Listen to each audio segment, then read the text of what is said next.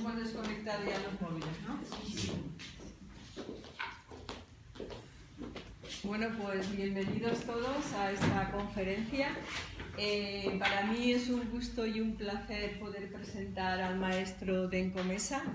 Es la segunda vez que lo tenemos en Valencia, en un retiro que solemos hacer en Bétera, en la otra orilla, en el doyo La Otra Orilla. Y nada, comentaros que el maestro Denko es el presidente y el director espiritual de la comunidad budista Zen Luz del Dharma de Tenerife. Nació en la Orotava y lleva más de 30 años practicando la meditación Zen. Es también el primer maestro Zen laico en Europa. Y nada, bienvenido, querido maestro, y espero que podamos todos disfrutar de esta charla, que está también encauzada para el retiro que se hará este fin de semana. Comentaros que queda alguna plaza vacante todavía, está casi lleno. Puedes sentarte aquí o aquí mismo, porque Ana no ha venido, ¿no? Pues puedes sentarte aquí, por favor. Pues que podamos disfrutar todos de esta charla, y si alguien se anima este fin de semana, pues todavía puede tener la oportunidad. Bienvenidos y muchas gracias.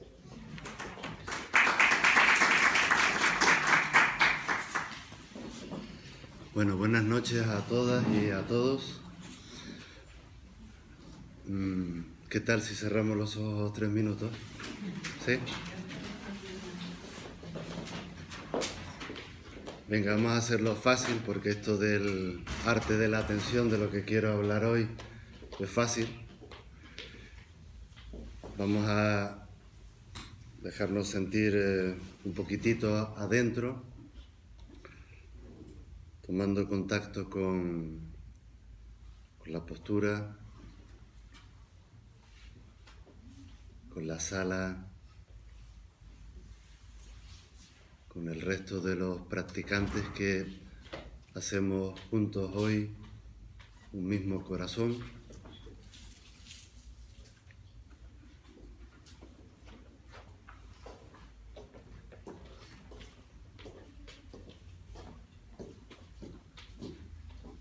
Vamos a hacernos íntimos con la respiración.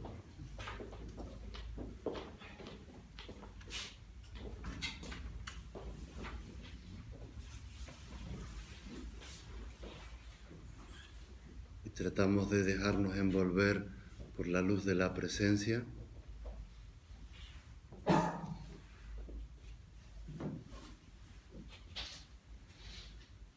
Simplemente entregándonos a este nuevo ahora.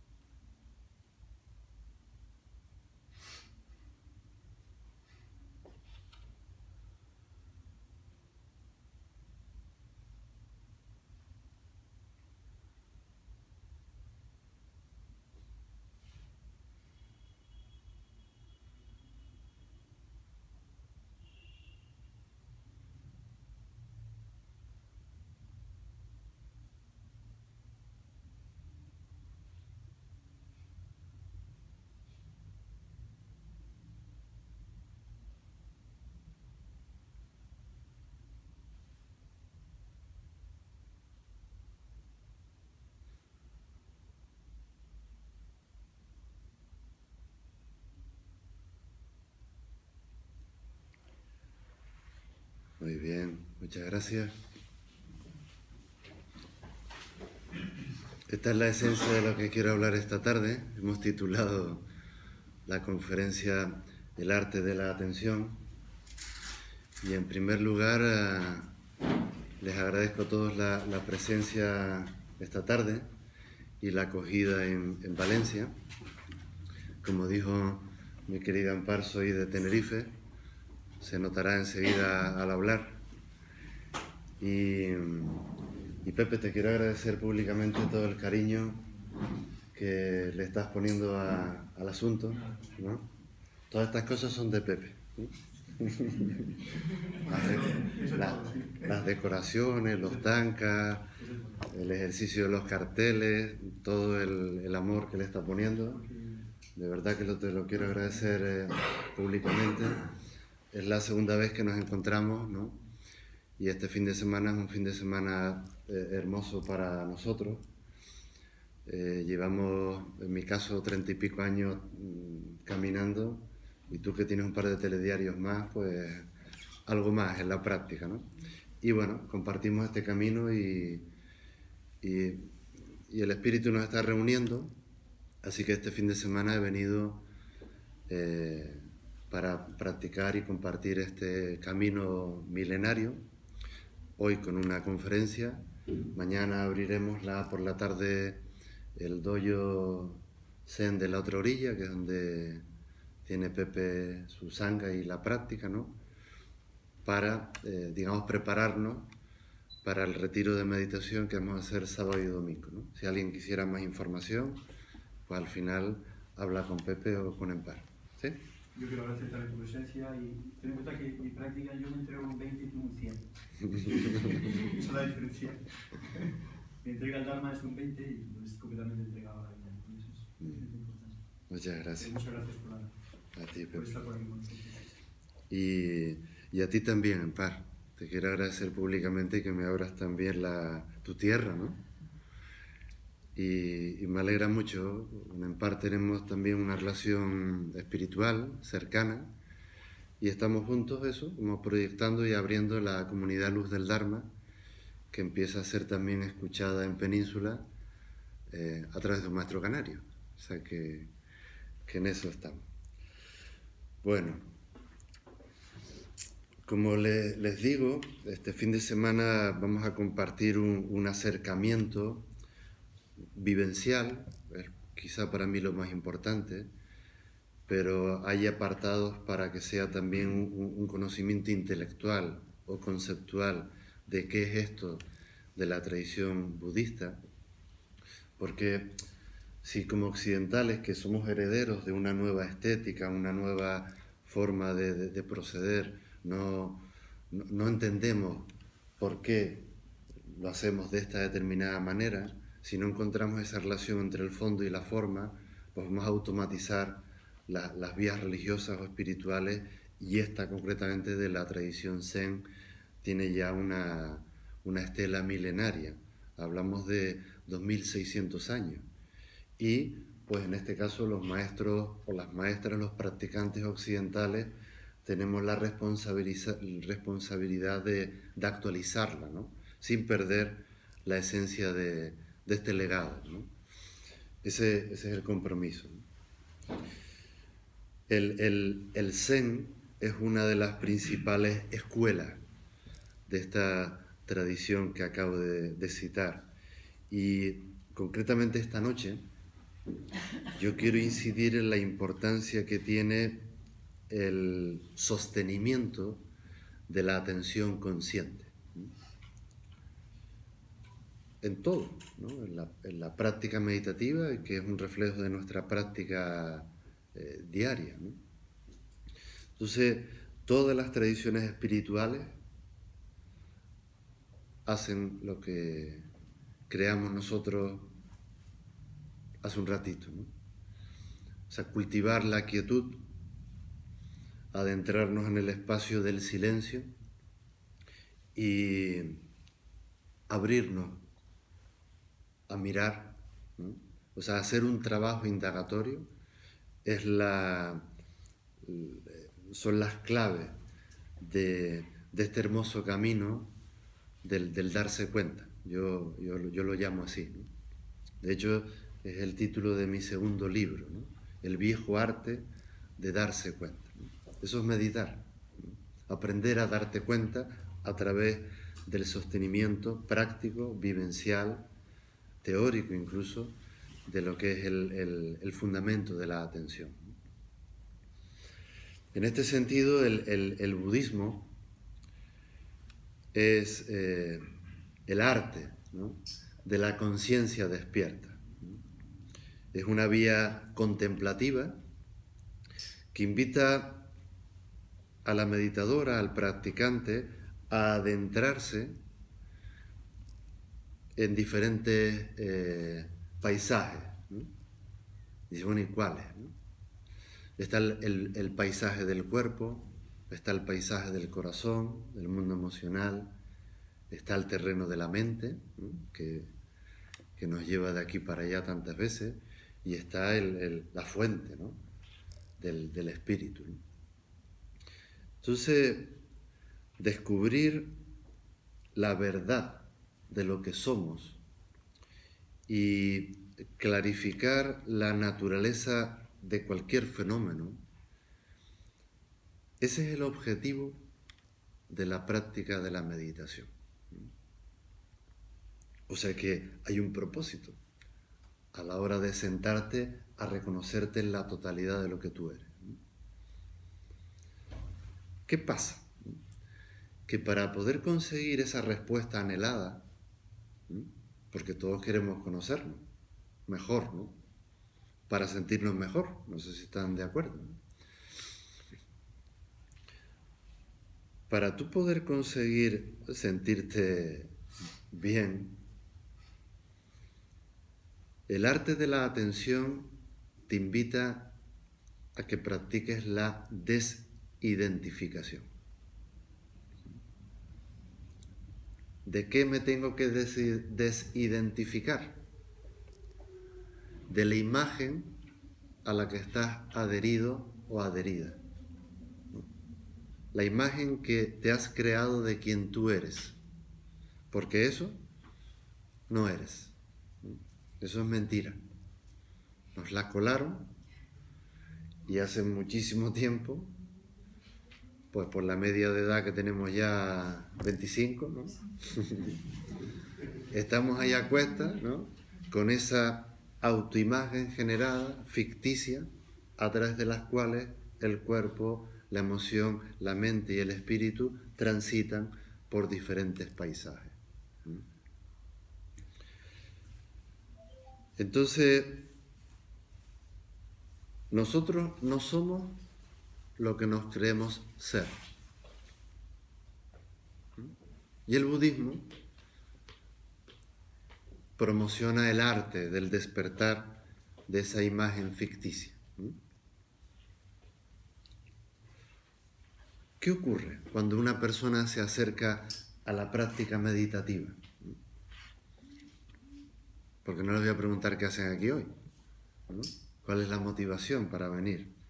Pero cuando una persona se acerca, por ejemplo, este fin de semana, ¿no?, que tenemos, ya les digo, mañana un acercamiento teórico vivencial a la esencia de la práctica meditativa, para a partir del sábado adentrarnos en la quietud, en el recogimiento y en ese descubrimiento, ¿no? Uno se topa así de frente, ¿no?, con la postura, ¿no?, con el cuerpo. Lo primero que uno ve cuando se queda quieto es sobre todo el cuerpo, o sea, la densidad de ese quién soy yo somatizada en una ergonomía corporal determinada, ¿no?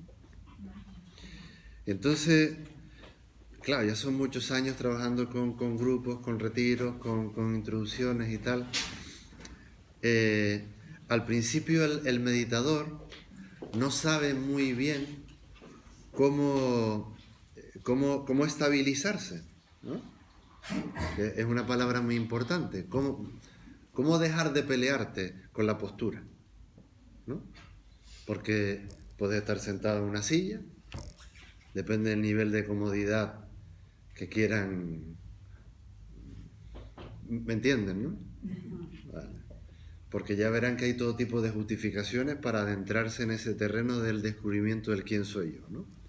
Pero sea cual sea la postura, es muy curioso ver cómo al practicante al principio le cuesta un tiempo mimarse, cuidarse, amarse. Como que me refiero a la postura, porque la postura al fin y al cabo es una postura existencial de tu vida. De eso te vas dando cuenta con el tiempo. Pero los que ya tenemos un par de telediarios, ¿no? Nada más ver a la persona sentada, decimos, uy, ¿cómo va el amigo, no? O la amiga, o uno mismo, ¿no? Porque todo está en esta biografía corporal, emocional, mental, pero se somatiza mucho en la postura meditativa y hay que aprender a relajarse y a estabilizarse, sin forzar la posición. Entonces, este es uno de los primeros escollos que el practicante debe sortear. Luego, poquito a poco, fíjense que el título que le di es el arte, ¿no? El arte. El trabajo del artesano o de la artesana comienza a ver los frutos cuando aprende a fluir a través de ese cuerpo en una postura estable, adecuada, no forzada. Aprende a fluir con un gran aliado que es la respiración. Entonces la respiración es como el cincel de la conciencia del meditador. Como un carpintero. Esa es la principal herramienta. Cuerpo y respiración se conjugan de una manera muy hermosa para entonces poder adentrarte en un espacio indagatorio y anhelando que vengan esas respuestas y ese bienestar que todos queremos.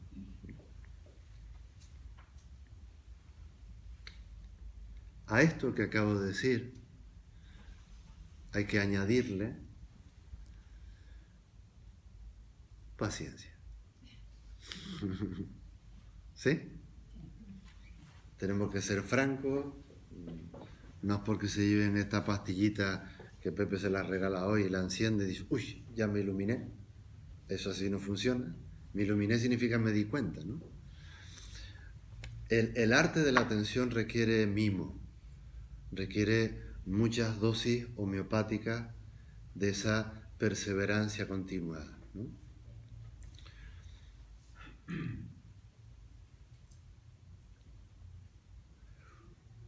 Luego está unido a la paciencia el deseo natural de clarificar lo que antes se mostraba de manera poco nítida o clara,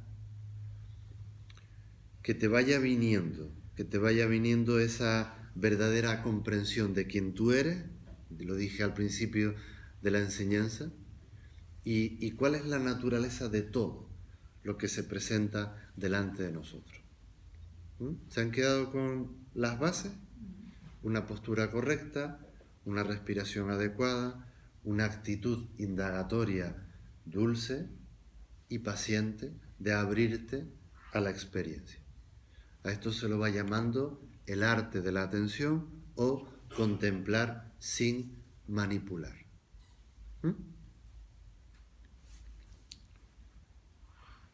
Otro añadido.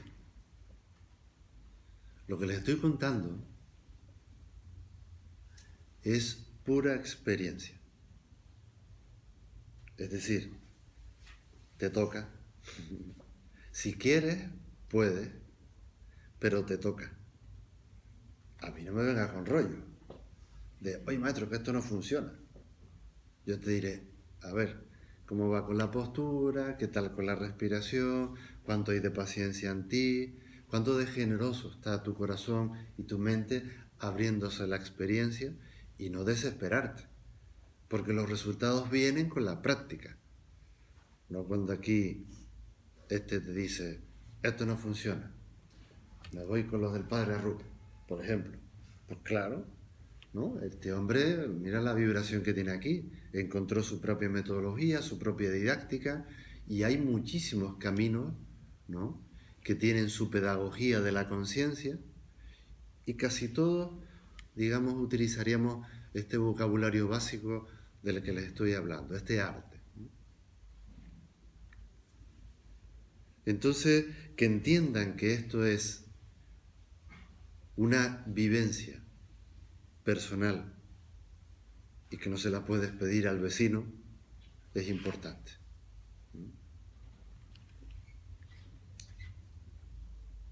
Hay muchos cuentos e historias sobre esta tradición espiritual y hoy les traigo este, que dice: el maestro Zen Yakuyo convocó a sus monjes porque quería enviar a uno de ellos a abrir su nuevo monasterio. Y puso así una jarra de agua, llena de agua, en el suelo. Y preguntó: honorables discípulos, practicantes de la vía, ¿alguien me puede decir qué es esto sin llamarlo por su nombre?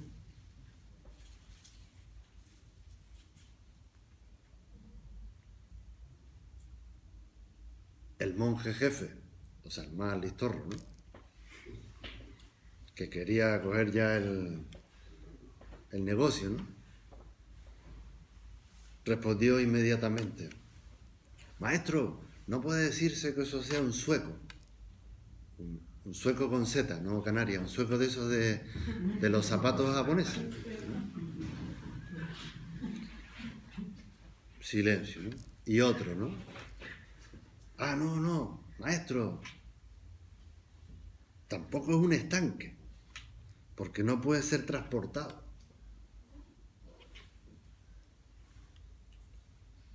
Y el monje cocinero, que estaba por allí haciendo arroz, se acercó suavemente, volcó la jarra con agua y se fue. A lo que el maestro Hyakuyo se echó una sonrisa muy compasiva y dijo: ya tenemos jefe del nuevo monasterio.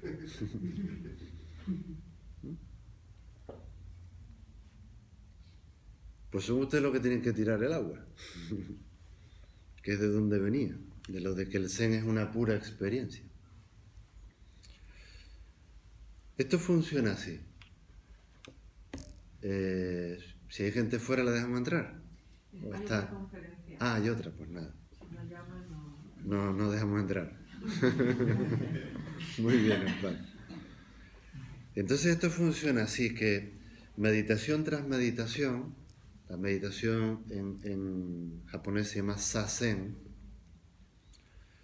junto con el apoyo incondicional de un grupo de práctica, que es muy importante. No porque la práctica en solitario no sea importante, que lo es, pero una y uno solo puede hacerse trampa. Y luego tener la fortuna de encontrarte con un sabio amigo o amiga del camino, una maestra, un maestro, ¿no?, algún instructor ya aventajado, que haya navegado por todos los vericuetos del paisaje del cuerpo, de la emoción y de la mente, y te pueda acompañar sin manipular tu experiencia, son elementos en esa suma que estamos añadiendo al arte de la atención. ¿Sí? ¿Qué va ocurriendo? Lo pongo en gerundio. ¿Qué va ocurriendo cuando todos estos fenómenos se van reuniendo? Que poco a poco la naturaleza real de todos los fenómenos se revela ante ti y aparece la respuesta anhelada. Esto es así. Yo me imagino que más de una mente de los presentes estará ahora con la pregunta. Estupendo, maestro. Ya lo entendemos. ¿Cuándo ocurrirá eso? Mal. Mala pregunta. ¿Cómo que cuándo? La práctica es todo el tiempo. No es que la conferencia haya empezado a las 7 y se acabe a las 9 porque es lo que tenemos apalabrado con los hermanos de aquí. La práctica y el arte de la atención es todo el tiempo. Entonces,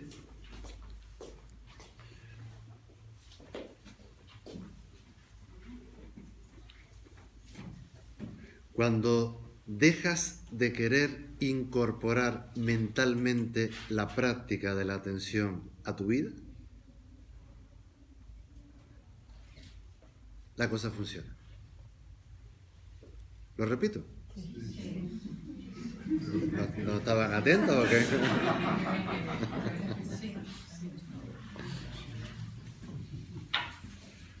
Venga, lo repito.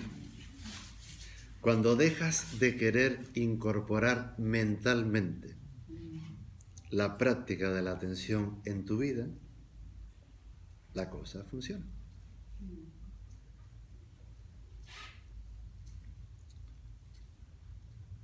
Me explico. Cuando tú te vas adentrando en el arte de la atención y haces de la práctica el eje fundamental de tu vida, lo que surge, yo lo llamo presencia. Y eso te acompaña en tu vida cotidiana, no al revés. Esa es una incógnita que les toca despejar en su experiencia personal. Es que entenderlo al revés, entender la práctica desde la mente, es lo que está ocurriendo en algunos contextos. Y desde mi punto de vista es una visión pobre y distorsionada de la profundidad que tienen las vías religiosas o los caminos contemplativos, sean cual sea, incluido el budismo. El arte de la atención lo que requiere es que saquen el artesano y la artesana que tienen dentro. Y como buen arte, requiere tiempo, pero del no tiempo. Requiere paciencia, requiere entregarte, requiere encontrarte con el grupo, requiere confrontar de vez en cuando con el maestro. Claro, ver cómo van tus asuntos, cómo van los asuntos. Entonces es muy importante que a esa mente que trata de controlarlo todo, que hace preguntas, le digan de mi parte que se relaje un rato. Que los resultados vienen con la propia práctica, pero de verdad, son ya muchos años de experiencia.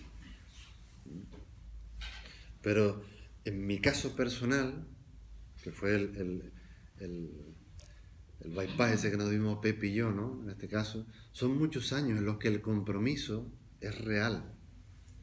Y entonces los frutos acontecen de una manera natural. Es que es bastante natural esto de la práctica de la atención.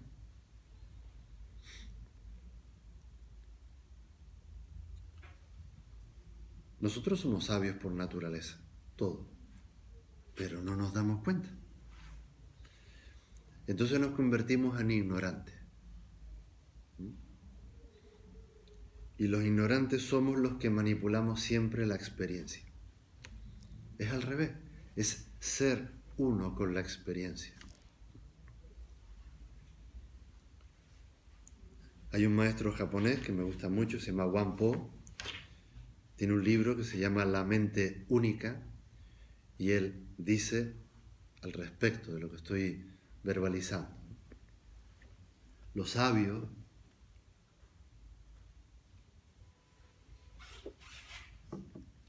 apartan sus mentes sin apartarse de las situaciones. Anda que con la que está cayendo con el coronavirus, ni les cuento, ¿no?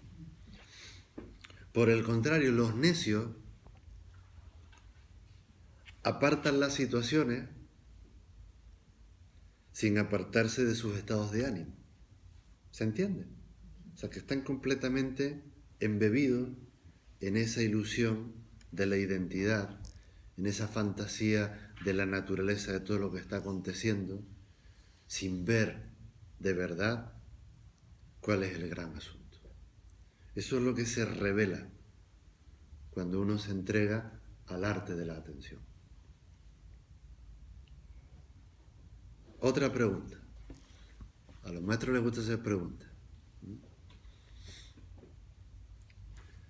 ¿Cómo se empieza a desarrollar la atención?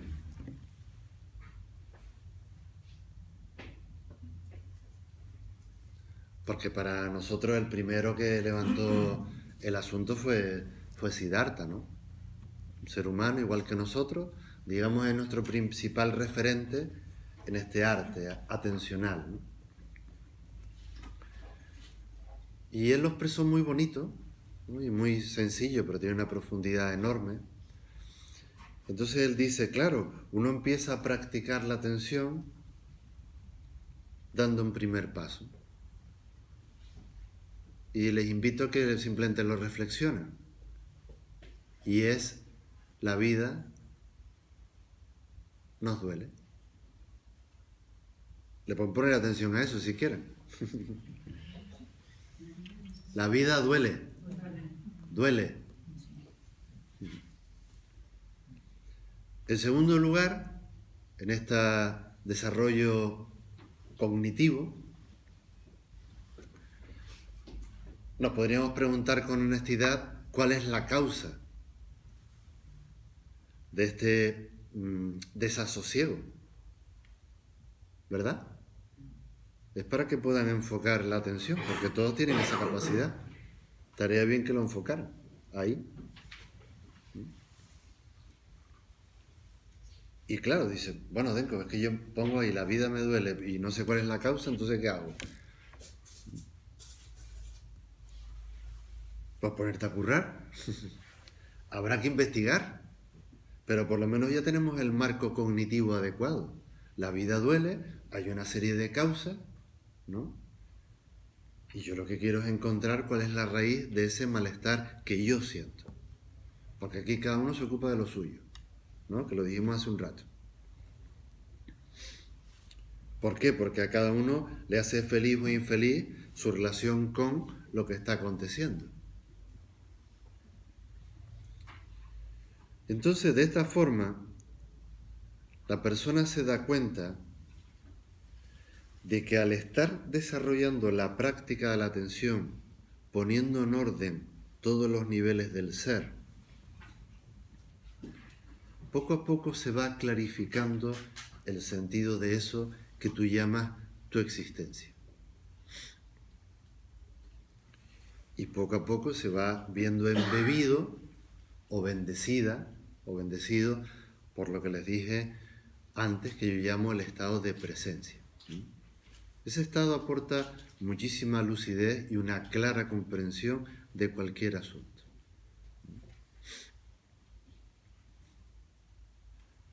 Lo contrario es vivir en un estado de ausencia. Es muy fácil.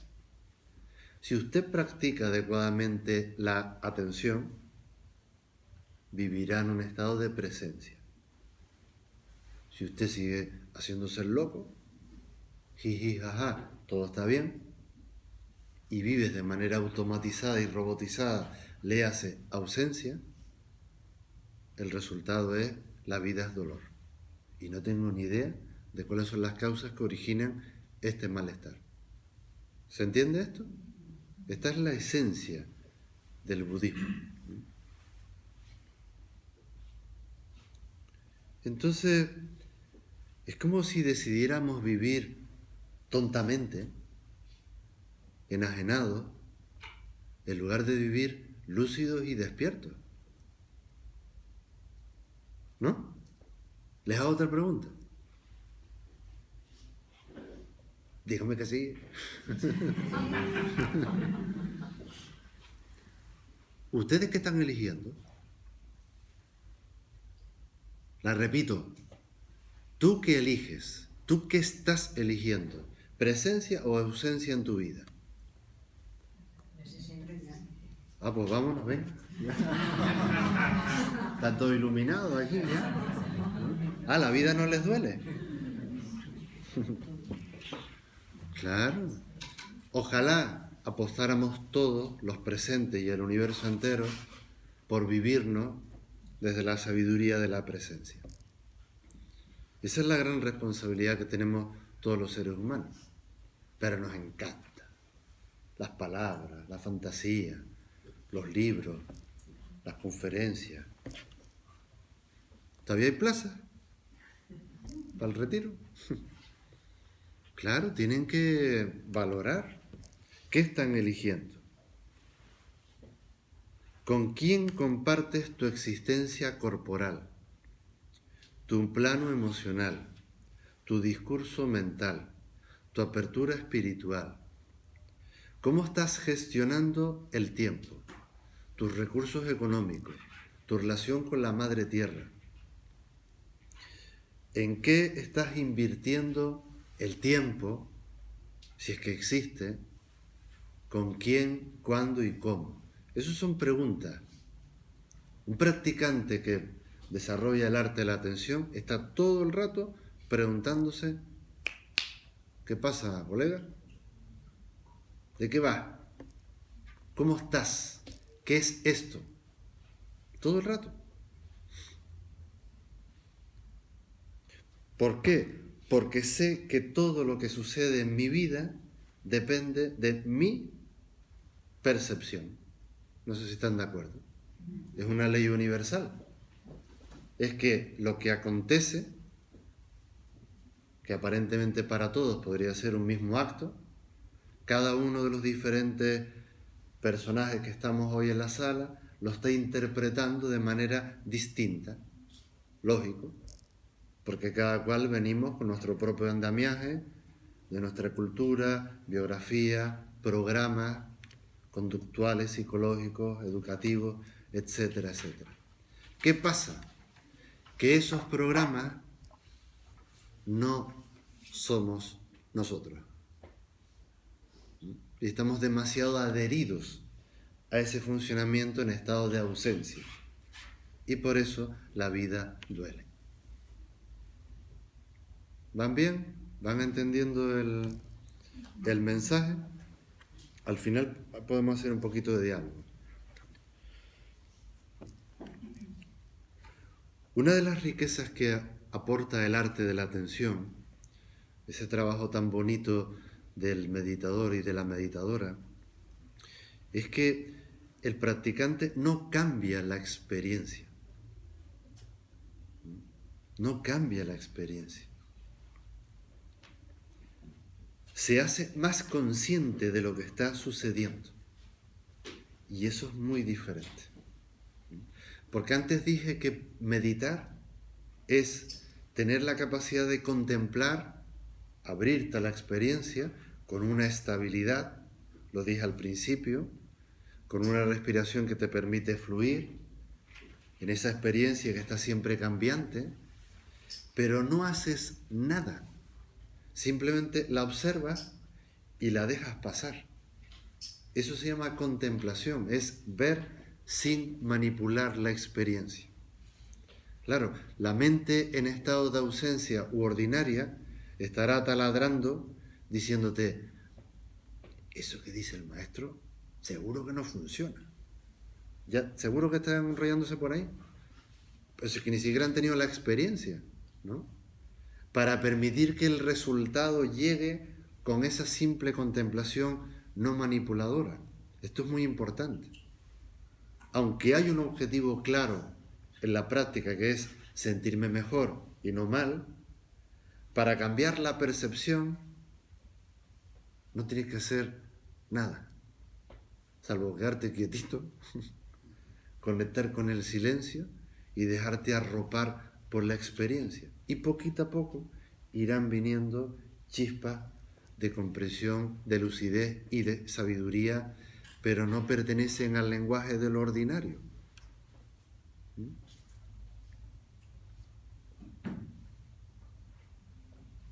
Más preguntas.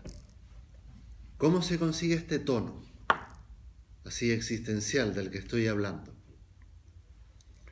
¿Cómo se consigue este ajuste de la mirada?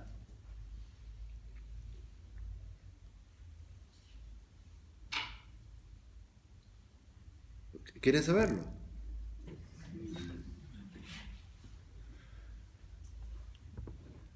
Pues entonces se los regalo con otra pregunta.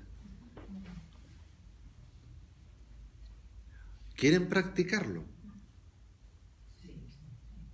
Bueno, pues entonces se apuntan todos para el viernes.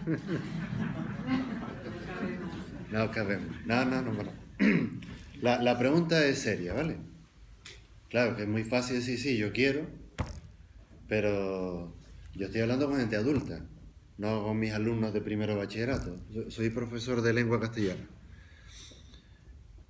y maestro zen también. Entonces, la pregunta es si quieres realmente transformar la mirada, porque puedes hacerlo. ¿Vale? Mi cometido esta tarde es simplemente despertarte en ti, ese artesano o artesana del espíritu que tienes en ti, y animarte a que sea cual sea el camino que quieras transitar. El budismo zen es un camino más. Te dejes de chorradas y practique. ¿Vale? La práctica solo quiere práctica. Es un mensaje muy sencillo. Entonces, sea lo que sea que estén practicando, ¿no? O por ejemplo, si vienen con nosotros este fin de semana, con la sangha, con la comunidad, el arte de la atención para mí se sustenta en dos grandes pilares, que son la concentración y la observación. Tienen que equilibrarse al mismo tiempo en el meditador.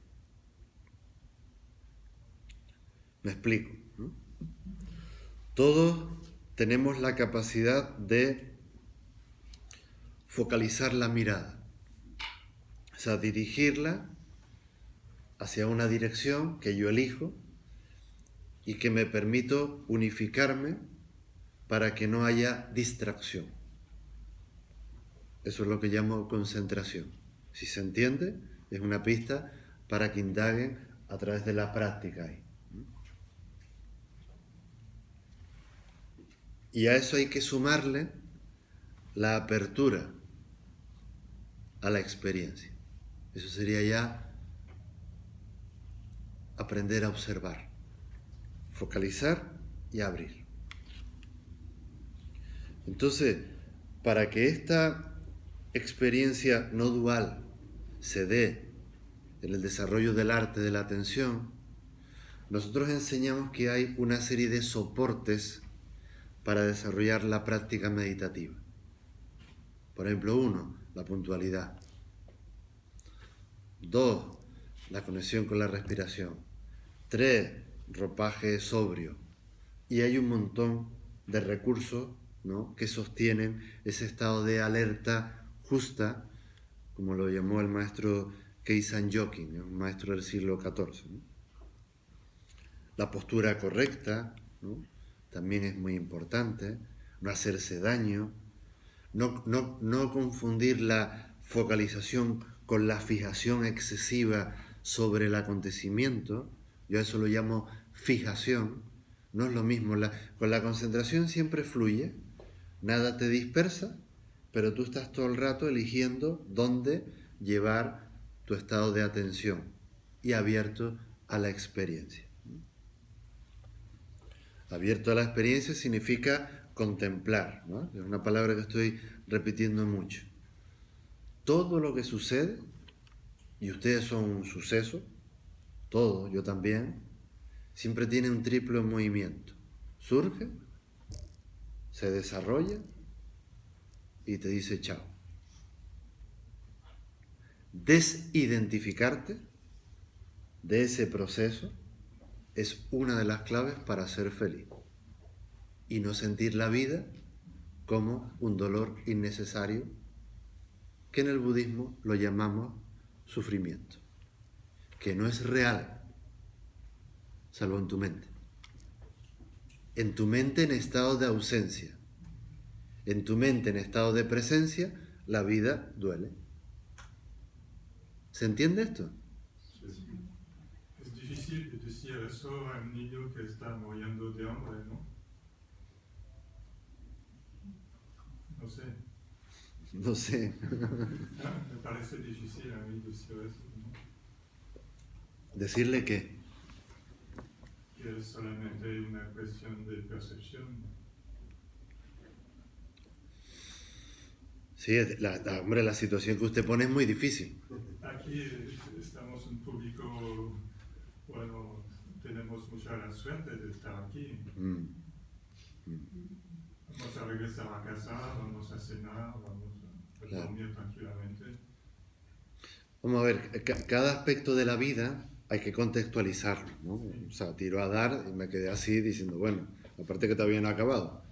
Pero intervengo por la situación tan visceral que acabo de poner, ¿no? Porque claro, automáticamente a todos se nos conmueven las entrañas emocionales, todos habremos visto la imagen de un niño muriéndose de hambre y claro, si me habla de la percepción, de qué manera yo adulto puedo ayudar a ese niño, ¿no?, a mejorar la percepción, si pudiéramos hacerlo, de que realmente se va a morir de hambre.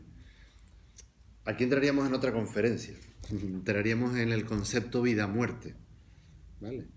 Porque estamos bastante somatizados por una cultura del miedo, del terror, de la pérdida, ¿no? Del fracaso. En fin, sería otro contexto, ¿no?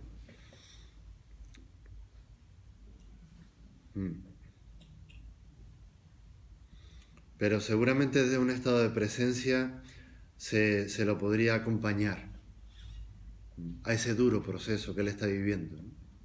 Con amor, con cariño, diciéndole la verdad, por ejemplo, no la mentira. Y eso solo se puede hacer, o sea, acompañar al otro en un estado tan trágico como el que usted acaba de poner, solo se puede hacer desde la presencia. Como tú trates de ayudar al otro desde la ausencia, la compasión se convierte en lástima y en pena, que es como funciona nuestra cultura occidental en situaciones trágicas. Y esa sería otra conferencia. Yo de lo que hablaba es que el meditador aprende a contemplar lo que surge sin tomar partido ni por ni contra. Y entonces, claro, eso lo tienen que experimentar. Hay una cosa que se llama el discernimiento, que es como una sabiduría profunda que surge desde lo más innato de un corazón compasivo, y desde ese estado tienes la capacidad de ayudar al otro en su propio proceso, incluido ese niño me está viniendo. Hablo de discernimiento, es una sabiduría muy honda que solo surge si uno se entrena a no tomar partido ni por ni contra de lo que está aconteciendo. Es una de las claves del arte de la atención.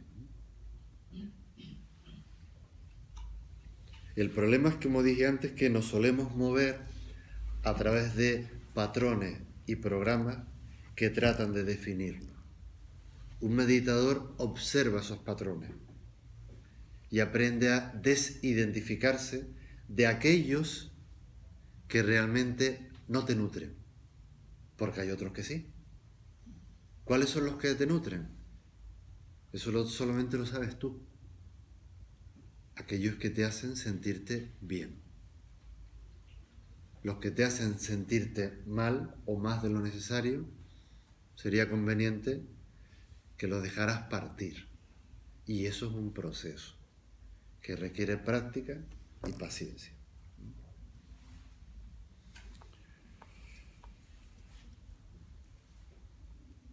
La quietud, la apertura, y añado una palabra más que no he empleado esta tarde, ¿no? Y la confianza hacia el descubrimiento Estos factores aportan al meditador una mirada cada vez más amplia. Es muy bonito lo que le pasa a un meditador cuando se abre a esta experiencia, ¿no? Porque se va intensificando, se va clarificando la naturaleza de todo lo que está sucediendo. Insisto que esto es una experiencia. ¿Qué ocurre? Que nuestra cultura, especialmente occidental, en la que los científicos, ¿no?, han intentado comprender la mente mediante métodos objetivos o de investigación, especialmente en tercera persona, todos los contemplativos de cualquier vía religiosa, ese trabajo lo hacen en primera persona. Y esto es muy importante, porque nadie va a poder sentarse a sentirse ni a responder por ti.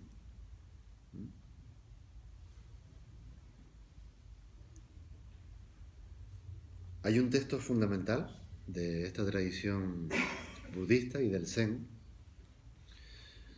que se llama el Satipatthana Sutra.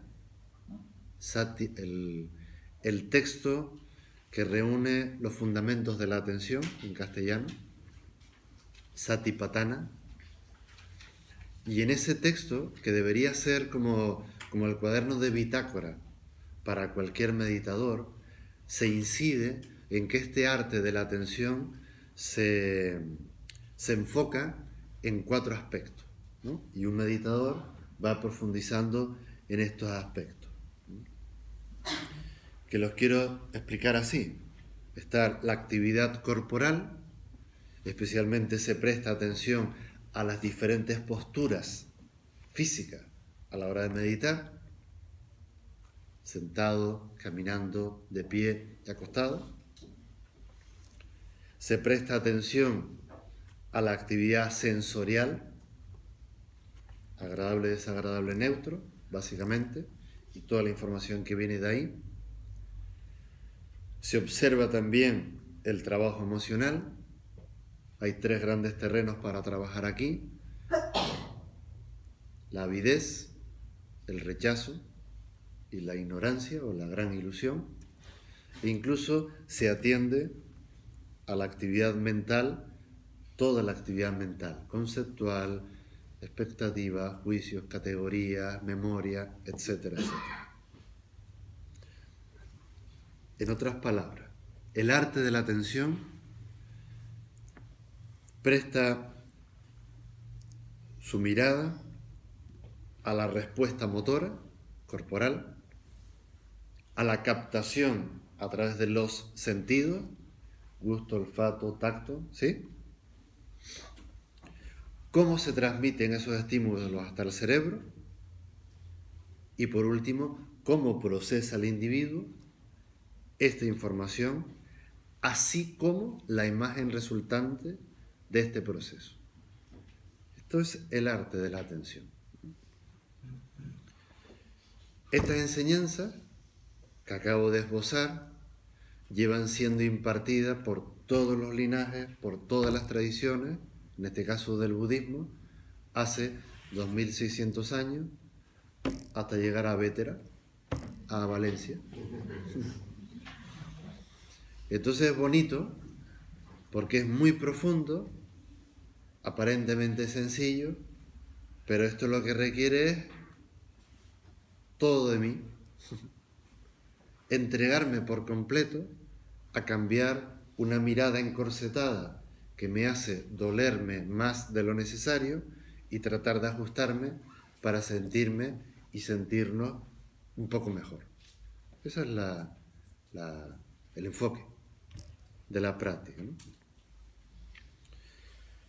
Entonces, la meditación Zen es sobre todo una expansión de la conciencia del individuo. Ya les digo, permite una captación sensorial más amplia. ¿Por qué? Porque los que somos meditadores, basta que se haga silencio para que se agudicen muchísimo los sentidos, muchísimo. Y esa es la plataforma a través de la cual se hace luego un trabajo emocional o mental o incluso espiritual. Entonces aprender a quedarse quieto, ¿no? Y abrirte a la experiencia, eso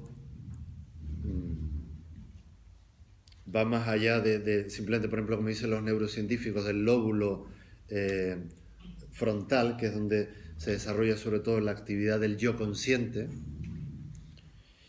y se trabajan con partes neurofisiológicas del cerebro profundo, y lo que genera es una visión más integral, más armónica de lo que está sucediendo. Dice, no lo entiendo. Tenemos que ir al lenguaje, por ejemplo, de San Juan de la Cruz, para que tratemos de entender a dónde estoy apuntando con el arte de la atención. Y a todos nos va a sonar esto porque nos lo dijeron en literatura. No saber sabiendo, toda ciencia trascendiendo.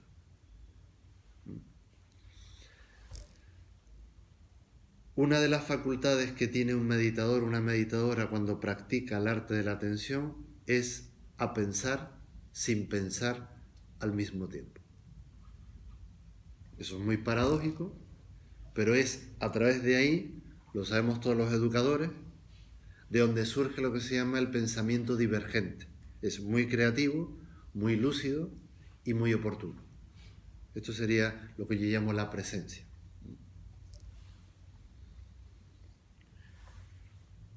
Por ir cerrando, ¿qué es lo que yo estoy viendo en algunos contextos? Pues que se está confundiendo la meditación con una especie de ejercicio aeróbico espiritual,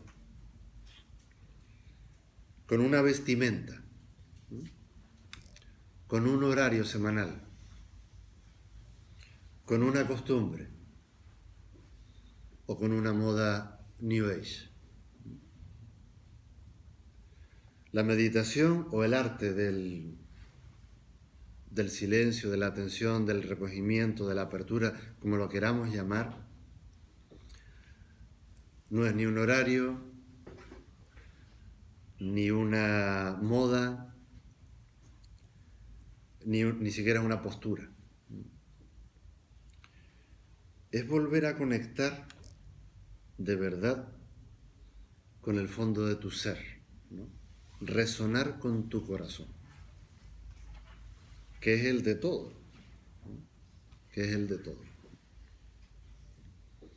Entonces, cuando uno tiene esa experiencia y toca lo esencial, esa es la palabra retiro en meditación, uno suelta todos los ropajes, todas las modas, toda la fantasía, todas las ideas.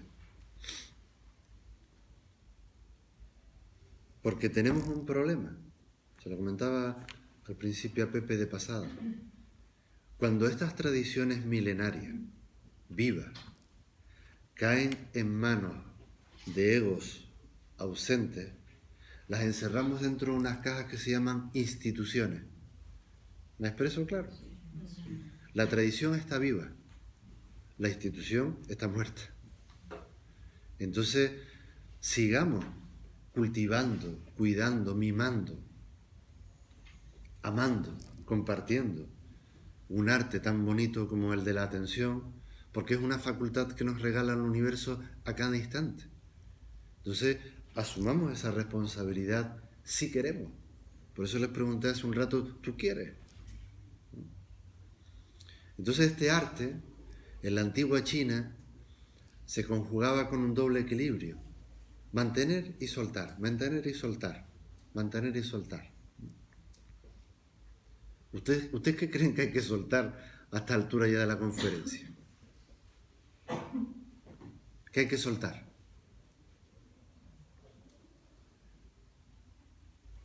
Aquellos patrones que te hacen daño. ¿Vale? Pues tienes que investigar, tienes que descubrirlo. ¿Qué moldes corporales, emocionales, relacionales, temporales hacen que el dolor en tu mente lo estés convirtiendo en sufrimiento? Eso, a ver si lo sueltan rapidito, porque no merece. ¿Qué es lo que hay que mantener? El tono, ¿no? No, una copita más. El tono como practicante, tienen que enamorarse de esto, de la práctica. Esto tendría que ser no negociable, ni con el gobierno, ni con el churri, ni con el vecino. Nada. El churri, eso no existe el churri aquí. ¿Nada? Entonces, vea que yo estoy acabando por si queremos ahora hablar, ¿no? Solo contamos con nosotros mismos para desarrollar el arte de la atención. Y esto es importante, que asumamos en primera persona el trabajo indagatorio del quién soy yo y el qué es esto. Es fundamental.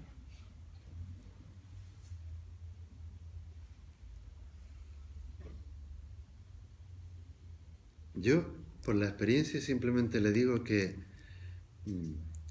si quieren, pueden hacerlo. Pero la respuesta les toca a ustedes, ¿no? Los maestros simplemente acompañamos, orientamos en ese proceso tan bonito de darte cuenta. Y te recordamos que ese anhelo de la respuesta viene cuando sueltes la pretensión de encontrar la respuesta.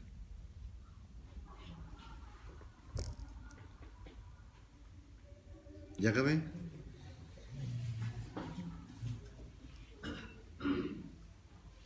¿Ha quedado claro lo que es el arte de la atención? Por lo menos la pincelada, ¿no? La paciencia es una de las... La paciencia tiene meditación. Es una de las Fuerzas que te pueden dar. fuerzas. Muy bonito la palabra. Es una de las principales virtudes, fortaleza. ¿Ves? Como tenemos que utilizar también las palabras de manera adecuada para entender lo que estamos practicando. La paciencia es la ciencia de la paz.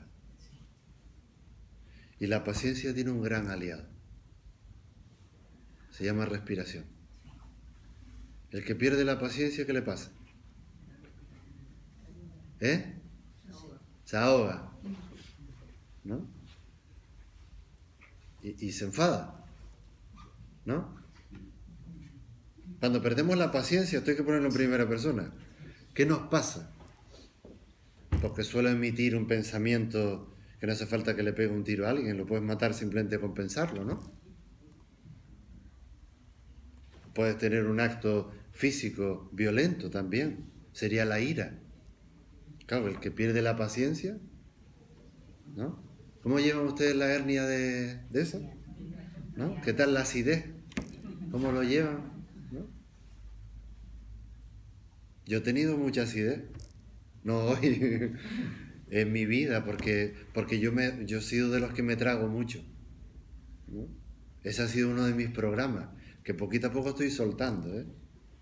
Poquito a poco. Entonces cada vez tengo menos acidez, menos mala leche. Tengo más paciencia, ¿no? Por ejemplo, un maestro para levantar a un grupo humano, una sanga, como lo llamamos nosotros, chiquita paciencia. Primero conmigo, ¿no? Porque yo tengo mis exigencias, mis expectativas. Claro, a mí me gustaría que el grupo no sé cuánto. Y entonces tengo que hablar con Denko. Estate quieto, Denko. Si el grupo se arma, se armará. Tú acompáñalo, ¿no? Como un pastor, que es muy bonito. Entonces, un budista, un practicante, un budista no es una etiqueta. Budista es un potencial que todos tenemos, es la capacidad luminosa. Entonces un budista hace de la paciencia una de sus principales fortalezas o virtudes, porque tiene una conexión muy íntima con la respiración, mucho. Es un gran aliado. Entonces, la virtud de la paciencia te permite llegar a la otra orilla. Es lo que nosotros lo llamamos paramita en el budismo, ¿no? Es importante que a nivel occidental también podamos acercarnos a este legado milenario que viene de India, luego pasó a China, Japón, nosotros, para no perdernos en esa nomenclatura, que parece que queda muy chic, ¿no? Y yo necesito entender que la paciencia es una gran fortaleza y que menos mal que puedo respirar y acompañar al otro, ¿no? Como se hace que el camino sea una hermosura. Desde el momento que me pierdo, entonces yo estoy manipulando al otro porque lo quiero para mí. Y ahí entramos en la ira, en el odio, en el rencor. Bueno, ya ahí sería entrar en un estado de ausencia y de un sufrimiento innecesario. Estamos en el turno del diálogo y de las preguntas, si quieren. Sí, yo quisiera preguntarle qué diferencia hay entre la meditación Zen y la meditación Vipassana, porque no lo tengo muy claro. Vipassana. ¿Y para qué? La pregunta. Pues porque yo he estado mucho tiempo practicando la meditación Vipassana y ahora estaba muy interesado en ver si el Zen me podía dar un enfoque diferente y me aportase algo más. Pues lo que le invito es que tenga la experiencia en meditación Zen y que usted mismo contraste, porque... Pero le preguntaba un poco más hondo, o sea, que vamos a ver, si yo con la meditación Vipassana intento mantener la atención consciente y abierta sobre la respiración, lo que yo digo aquí me parece muy parecido, no sé muy bien las diferencias. Sí, porque en el fondo todos los caminos de conocimiento apuntamos a lo mismo. ¿Cuál es nuestro propósito en esta sala? ¿Quieren sentirnos bien? Sí. Eso lo compartimos todas las tradiciones contemplativas, toda la filosofía, toda la pragmática que se ha generado en la antropología humana, busca ese bienestar, conocerte a ti mismo, intimar en la interrelación con todos los fenómenos, ya está, ese es el enfoque. Ahora, la metodología que emplee cada escuela, pues será distinta de la de al lado. Lo importante es que usted conecte consigo mismo, con su corazón, porque yo le diría, si a usted le va bien en Vipassana, ¿para qué se va a cambiar? Porque está el error de ir picoteando, ¿no? Ahora un poquito Vipassana, después Zen, después no sé cuánto, después tal. Entonces te pones a darle vueltas a la base de la montaña, en lugar de tirar para arriba, porque en la punta del Teide se ve del carajo de bonito todos los amaneceres, todas las islas, y usted lo vería yo en la montaña blanca, que se llama, dando vueltas abajo. Entonces elija un camino y para adelante. Claro. Luego, Siddhartha está en una postura de yoga, ¿no? ¿Y por qué, por ejemplo, vosotros meditáis sin hacer yoga? ¿Qué es yoga? Bueno, yo no sé muy bien, pero por eso pregunto. Ya. Porque yo, por ejemplo, he empezado a hacer yoga hace unos meses Ya. y me ha aportado un beneficio que estoy asombrada con la respiración. Estoy asombrada, realmente. Y por curiosidad, o sea, porque si tenéis como referencia a Siddhartha está en una postura de yoga, pero vosotros parece ser que no, esa práctica no le dais importancia o no la integráis en vuestra práctica meditativa. ¿Puede aportaros algo? ¿O la habéis separado, la habéis escindido o tiene algo que ver? Varias cosas, ¿vale? Sí. Si hay alguien aquí experto en yoga, que me perdone, ¿vale? Porque no lo soy, es como meterme en un terreno que no es el mío. Yoga significa unión, igual que religión significa volver a unir. En este sentido, el budismo es yoga y es religión, en ese sentido. ¿Vale? Segundo, cuidado con las referencias.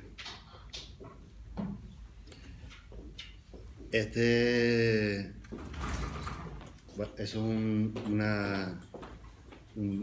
a ver.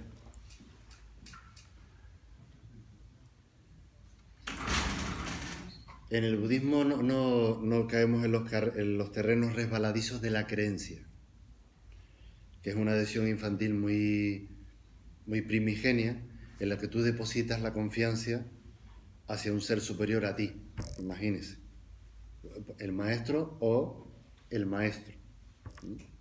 Cuando nosotros nos referimos a Siddhartha, simplemente es el primer ser humano que comenzó a levantar la antorcha de la atención y compartió cuál es su camino para que cada cual lo experimente. Por lo tanto, no es un Dios. ¿Sí? Pero lo aclaro en relación a su intervención, ¿no? Entonces, cuidado con las referencias, porque a veces proyectamos, idealizamos, y lo más importante es la experiencia personal. Entonces, los maestros están ahí, estamos ahí, nosotros indicamos una serie de pasos, pero cada cual tiene que ir optando por su propio resonar, ¿no? En la historia de Siddhartha Gautama, en su contexto búdico, el hinduismo era anterior al budismo y el yoga estaba ya en toda su época meditativa. O sea, él empezó a practicar yoga y estuvo muchos años practicando las asanas, las respiraciones, todo. Y las incorporó en su práctica, no las desechó, ni las desechamos. En su práctica meditativa. Claro, Fue a posteriori. claro. El cuerpo y la respiración, que son los dos grandes soportes que yo he hablado para encontrar la estabilidad, imagínense lo importante que son para nosotros. Entonces, aquellas personas que están practicando yoga, más allá de que sea simplemente una relajación muscular y estén adentrándose en un terreno emocional, incluso mental o espiritual, chapó. ¿Vale? Entonces, toda esa cultura se incorpora en la práctica meditativa, ¿no? Siddhartha él no consiguió encontrar la causa de su malestar practicando yoga. Y entonces se fue al otro lado. Practicó el ascetismo más riguroso, que también estaba de moda en su contexto prebúdico. Estuvo a punto de fallecer porque se pasó de vuelta. ¿Qué hizo Siddhartha? Por resumirlo, reunió toda la esencia de lo que él había experimentado con sus maestros del yoga, más todo lo que él había aprendido con sus maestros ascéticos, más todo lo que él había aprendido del Vedanta, del Upanishad, porque fue una persona muy culta, la incorporó y de ahí hizo todo un compendio que sería su práctica meditativa, para resumirlo. ¿Vale? Entonces, lo mismo que al caballero. Si a usted le va re bien, porque ha conectado con su cuerpo, corporal, emocional, lo que sea, y con la respiración, y por ahí va encontrando un verdadero bienestar a su vida, nada que decir, practique. Se pueden practicar las dos cosas, la meditación y la... Aquí lo importante es que salgan esta noche con que yo no doy recetas. Me refiero a recetas para todos iguales, que se nos entienda. Porque es que somos personas distintas. Lo dijimos antes, o sea, la ley de la percepción está ahí. Cada uno tiene que ver qué medicina es la que realmente le está aportando una verdadera comprensión al quién soy yo y al qué es esto. Esa es la tarea que dejo encima de la mesa. Si a través del vipassana, del yoga o de otro camino ustedes se sienten bien, yo me voy a alegrar mucho, claro, porque es lo que deseo. En mi caso personal, también he practicado otros caminos y sí que he encontrado que esta práctica meditativa, que reúne diferentes fuentes, a mí me aporta muchísimo y me enamora. Y lo comparto. Esa es un poco respondiéndole a su pregunta. ¿Qué más?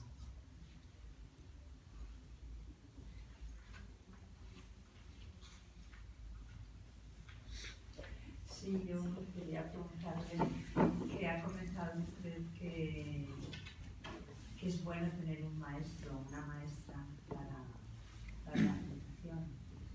Entonces, a veces es difícil encontrar un maestro o una maestra que te llene. No sé cómo explicarlo. Sí, sí. Así, que te llene. Entonces, en esos casos, a veces una empieza pues a meditar sola y no sabe si realmente lleva el buen camino o no lleva el buen camino. No sé si pregunto por qué no hay más maestros, no sé si pregunto qué se debe hacer o no lo sé. La suelto. Así. Sí, no, y la recibo. El otro día me pasaron un libro que me gustó mucho. Es de un maestro zen italiano, no me acuerdo ahora el nombre, ¿no? Y me conmovió porque le daba duro a la figura del maestro zen. Y hay una frase, que un poco la comparto, no la sé expresar bien, y es la que le devuelvo, ¿no? La maestra o el maestro es la práctica.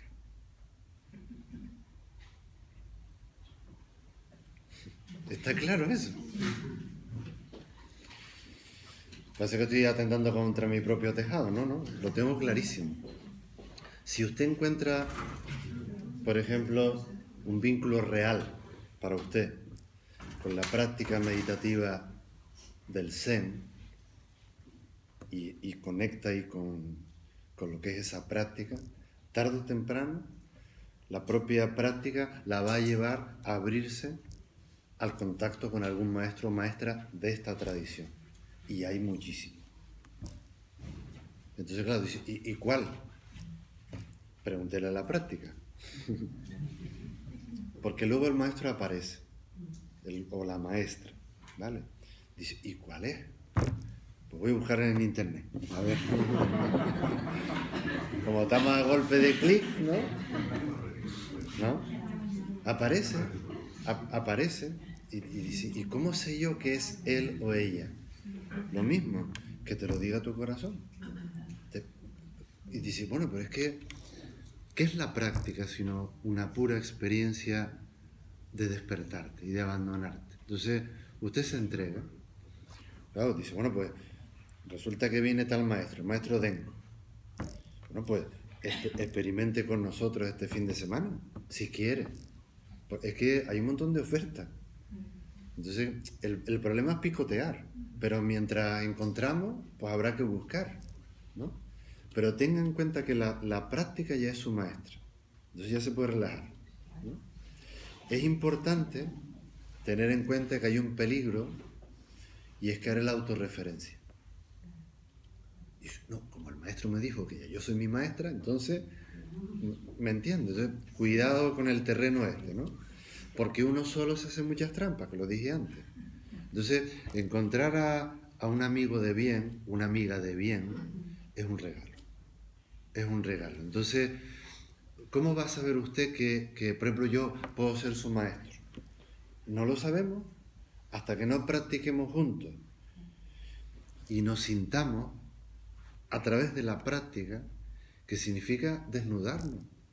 Habrá veces que nos amemos, habrá veces que nos odiemos, habrá veces que realmente nos respetemos, que lloremos, que nos riamos. O sea, todo lo que es la naturaleza humana está implícito en ese vínculo espiritual, que en Occidente lo estamos perdiendo, porque la palabra veneración o respeto del maestro o de la maestra se está perdiendo en nuestra cultura. Ahora hablo como maestro de secundaria. Soy profesor de lengua castellana y literatura. Ya me encantaría a mí que mis alumnos vinieran como ustedes desde las 7 menos cuarto a la sala llena. ¿Estos cuándo vienen? ¿A las 10? ¿A las 15? Pero bueno, me van sobrados. Apaga el móvil, por favor. Así, entonces, ¿me entiendes? Lo tiene usted que encontrar. Puede ser que te equivoques. En la vía del Zen nunca hay error. Todo se convierte en un recurso de aprendizaje. Entonces, puedes vincularte, madurar, progresar, crecer, por ejemplo, con un maestro o maestra, y en un momento determinado decir, muchísimas gracias, y hasta aquí ha sido mi resonar.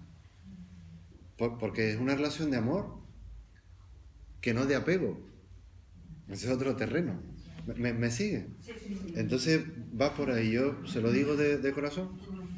Entonces, por ejemplo, yo soy joven como maestro de meditación, o sea, yo recibí la transmisión del que fue mi maestro en el año 2005 y hasta aquí estoy ejerciendo la docencia. Y hay uno de los aspectos que para mí ha venido pesando en mí como maestro, que es el tema de la relación discipular, ¿no? Y yo me digo, ¿qué es eso de la relación discipular? Ni que yo fuera el que controla al alumno, no, yo lo acompaño hasta donde la persona quiera. Por ejemplo, Amparo y yo tenemos una relación discipular, la hemos establecido hace, no sé, medio año. Por ahora estamos encantados, estamos ahí de luna de miel. Y es bonito, estamos creciendo, hay mucho respeto, hay madurez, mientras la fuerza nos acompañe, ¿no? Ahí, ¿no? Y entonces, yo la relación discipular, ¿no? Para mí es un compromiso. Porque claro, yo pienso en Empar cada 2x3, cuando estoy en casa meditando pongo un incienso, no sé, es un vínculo muy, muy hermoso. Nos comunicamos, intercambiamos, entonces claro, cuantas más veces nos veamos, mejor. Y entonces, lo que le quiero decir es que yo no impongo una obligatoriedad. Tienes que hacer 4 retiros conmigo, no sé cuánto. Yo no lo entiendo así. No lo entiendo así. Entonces, si le puede ayudar, como yo siento el vínculo espiritual, pues ojalá que la oriente, ¿no? Y una pregunta chota, pero por ejemplo, usted vive en Canarias y a lo mejor Amparo está en Madrid. Sí. ¿Y qué pasó? Pues no sé. Pues a ver la distancia física, pero que se puede No, funcionar así. no, porque hay un clásico que dice que entre el maestro y el discípulo no existe la distancia, y es verdad, porque en la práctica estás ahí resonando. O sea, cuando una persona se sienta a meditar, aunque estés sola en el fondo del barranco, el universo entero está contigo. Y tu maestro también. Claro. ¿Qué pasa? Pues que a veces coincidimos y a veces no. Pero está bien, cada uno tiene que tener su vida, su espacio. Entonces sí, cuantas más veces nos veamos, como estamos enamorados de las prácticas, eso va a fructificar más, pero no tiene que ser desde la exigencia. Es como yo lo siento. Tiene que ser desde un encuentro natural.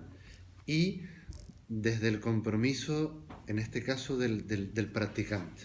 Claro, yo por ejemplo como maestro digo, yo estoy aquí. ¿Para qué están los maestros? Para estrujarlo, pero bueno, a tope. Hay que sacarle todo lo que puedan. La pregunta es, ¿lo estás haciendo? ¿Qué significa estrujar al maestro? Hombre, si me manda un WhatsApp todos los días, los manda al carajo, ¿no? Y un mail y no sé qué. Es que me tengo que comunicar contigo. No, a ver. Todo tiene una cosa, ¿no? Pero ese vínculo, si es real, va dando de manera natural el deseo del encuentro. Algo así.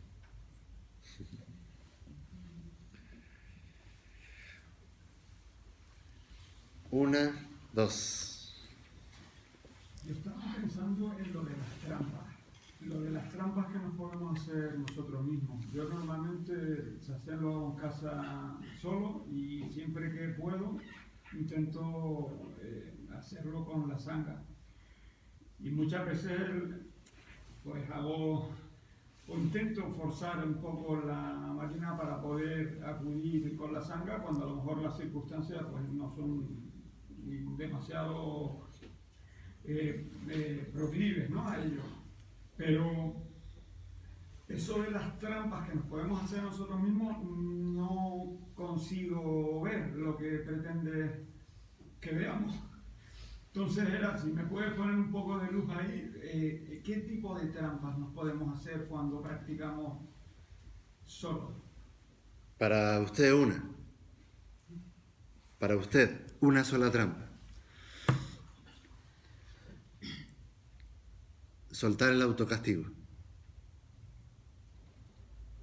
Hay en su discurso un cierto nivel de autoexigencia. Y se acaba de autojustificar.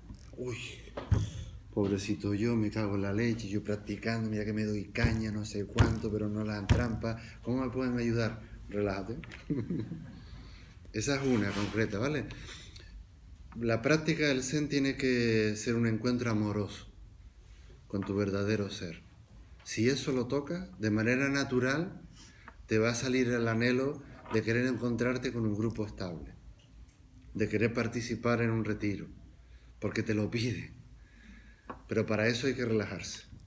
Decir, uy, una trampa es que voy demasiado deseoso de encontrar que alguien me ayude, ¿no? Otra es buscar, es un mecanismo psicológico, ¿no? O sea, buscar responsables fuera de mi percepción, ¿no? Y el hecho de verbalizarlo, por ejemplo, en un contexto como este, ya es un paso adelante, ¿no? Porque es o sea, la actitud del practicante es fundamental. Si todos levantáramos la mano y dijéramos, yo estoy enfermo de falta de atención y por eso la vida me duele en exceso.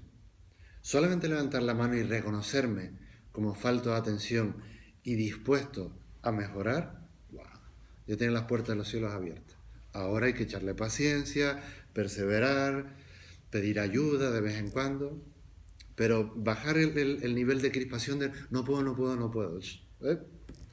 Vamos a tomar un poquito de distancia y va a venir. O sea, puede. Venga, la penúltima. Pues son las 8:30. Me gustaría preguntar sobre un concepto porque al final es que hablamos con lenguaje, entonces son conceptos. Está claro que bajo quizás estamos buscando lo mismo, pero bueno, pues está muy de moda hacia aquí ahora mindfulness, ¿no? Entonces, lo que yo vengo entendiendo es la capacidad de atención plena con mindfulness. Una capacidad que todos tenemos, que lo que necesitamos es desarrollarla. A través de la meditación puede ser el proceso que nos lleve a desarrollar esa capacidad que tenemos todos. Y el Zen en sí, porque la meditación, la atención puede ser, bueno, pues anclaje a la respiración, a los sentidos, las percepciones, a las sensaciones corporales. Veo que es todo similitud, efectivamente, cuando ha preguntado mi amigo Francisco. Entonces, una cosa u otra, hay que ver lo que más resuena en ti, pero realmente como seres humanos que anhelamos encontrarnos a nosotros mismos, saber quiénes somos y darnos cuenta de la realidad, seguimos buscando siempre. Entonces, pues ha sido Francisco el que me ha invitado. Yo estoy un poco más en el tema mindfulness porque es lo más novedoso que ha venido hacia aquí a Occidente, que gracias a eso nos ha traído la meditación. Pero al decirme, Francisco, mira que puede ser interesante, he venido. Entonces, con mente abierta, capacidad de observación, tratando de absorber, es ver qué incorporo o qué no, siempre entendiendo el anhelo, que está muy bien explicada la atención. Me he tomado apuntes porque me ha encantado el cómo voy desarrollando desde el principio hasta el final. Vale, pues atendiendo a su intervención, empezó hablando de que las palabras son importantes para nosotros para significar, simbolizar, tal, ¿no? O sea, Zen, mindfulness, conceptualmente. Ambas son experiencias, atencional. El mindfulness es un concepto que es una palabra polisémica, o sea, tiene mucho significado. El origen de esa experiencia meditativa hay que encontrarlo en el Satipatthana Sutra, en la que la palabra sati se ha traducido así literalmente como atención en Occidente, y eso hay que contextualizarlo, porque sati, que podría ser recuerdo, tiene toda una semántica que ni le cuento. Eso para empezar. Mindfulness podríamos decir que es el estado natural de la mente.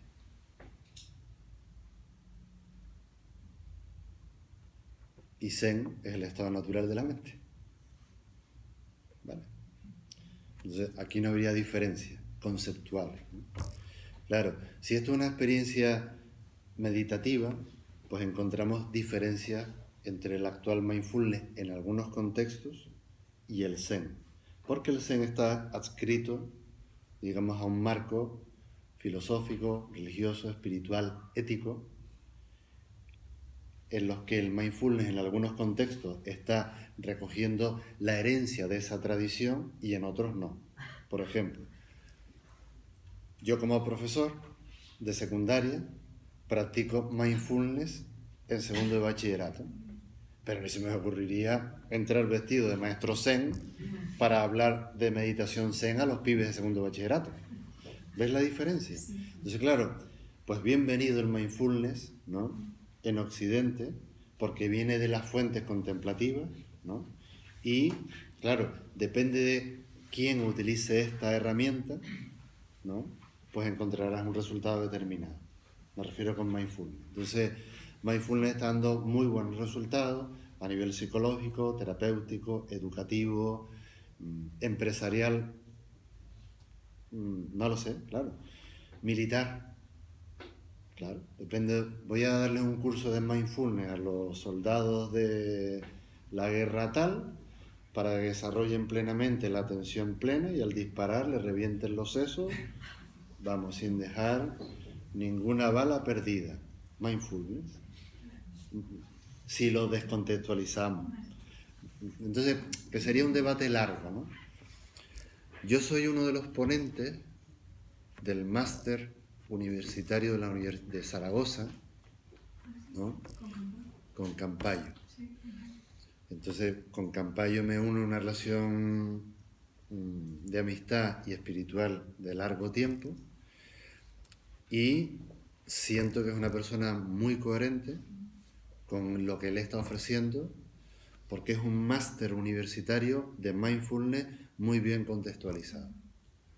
Entonces, por ejemplo, yo con Javier le pedí hace años, de todos los módulos que tiene, deja que algún maestro de la tradición vaya a la segunda clase.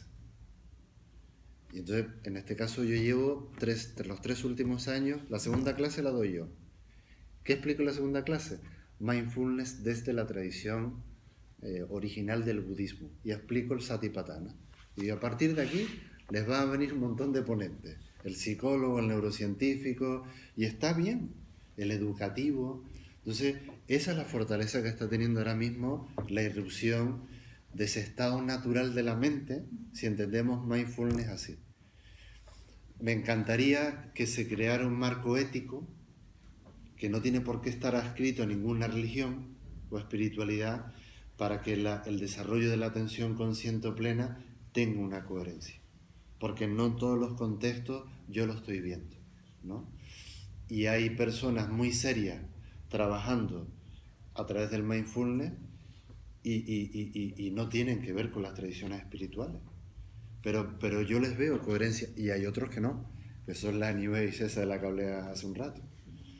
Entonces, casi lo mismo que le dije a su amigo Francisco, o sea, cuidado con lo que quieran elegir o hacia dónde quieran profundizar, porque la palabra Zen, que es muy difícil traducirla, para terminar de responderle, Zen es el estado natural de la mente, pero en niveles superiores de conciencia. Entonces, cuando el individuo ha aprendido a estabilizarse en la postura corporal, fluye ya de una manera muy bonita con la respiración, comienza a sentir que las sensaciones simplemente se sienten a través de ti y en ti, que las emociones se emocionan en ti y a través de ti, que los pensamientos se piensan en ti y a través de ti, y que el espíritu se abre en ti y a través de ti. Toda esa experiencia única sería Zen. Por eso se lo llama también el gran silencio, como en la película, ¿no? O sea, es un estado profundo de absorción meditativa que es muy coherente con lo que está sucediendo. Esa experiencia, la clave es la desidentificación del acontecimiento, lo cual no significa que tú no seas el acontecimiento. Es la experiencia de al mismo tiempo. Y es una experiencia de apertura, de gozo, de trascendencia, ¿no?, y de integración en la vida cotidiana. Eso es el arte de la atención. Muchas gracias y nos vamos, ¿no? Venga, gracias.